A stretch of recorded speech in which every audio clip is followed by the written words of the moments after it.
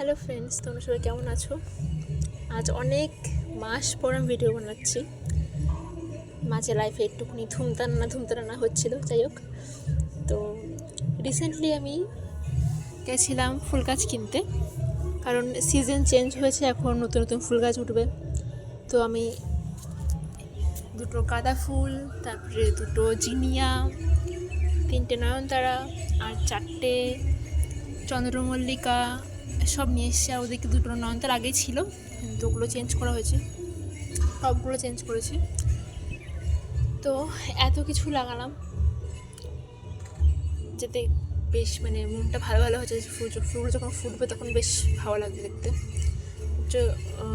তো আসলে যে কথাটা বলবো আর কি, আমি যখনই ফুল গাছ কিনতে যাই আমি গেছিলাম দুটো টব কিনতে, কারণ ওই যে আগে যে গাছটা দেখালাম ওই দুটো গাছের টবটা খুব ছোট ছিল। তো গাছগুলো বড় হয়ে যাচ্ছে, বাট টবটা ছোটো যেহেতু অসুবিধা হচ্ছিলো, তো ওই জন্য একটুখানি বড় সাইজের টব কিনতে গেছিলাম। তো গিয়ে আমার তখন এই গাছটার উপর চোখ পড়েছে। আমি যাই একটা কাজ করতে আর হয়ে যায় আরও অনেক খরচা। তো ফুলটা দেখে আমার এত ভালো লেগেছে, আমি এটা না কিনে থাকতে পারবো না। তো তার সাথে একটা ফ্রিতে কাকু আমার উপর গচ্ছিয়ে দিল, বললে এটাও নিয়ে যা। তার সাথে সাথে আরও দুটো টবও কিনতে হলো। মেন কথা হচ্ছে, আমি যখনই যাই কিনতে, একটা ধরো দুটো গাছ কিনতে চাই, সেখান থেকে হয়ে যায় 4 থেকে 5টায়। প্রথমে সবার ফার্স্টে আমি একটা দোকানে গেছিলাম, তো সেখানে ফুল গাছ বিক্রি হচ্ছিলো।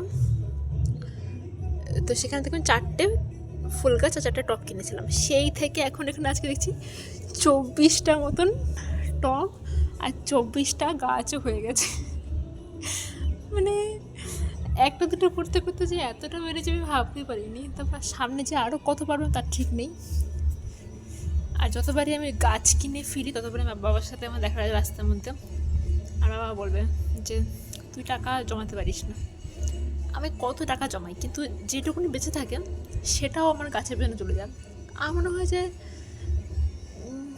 কী বলবো, উলফাল খাওয়ার থেকে তো গাছের উপর টাকা ইনভেস্ট করা বেশি বেটার আই থিঙ্ক। এতে ফুলগুলো ফুটলে আমার মনটা ভালো হবে, এর থেকে আর ভালো কী হবে। আই থিঙ্ক এটা করিয়ে আসছে। এইগুলো এখনও আসেনি, একটু বড়ো হতে হবে, তারপরে জানি না আসবেও কি না। আসবে তো নিশ্চয়ই। চন্দ্রমল্লিকাগুলো জল দিতে হবে। সো আজকের মতো টাটা। এটা কি সুন্দর একটা কালার এসছে। টাটা।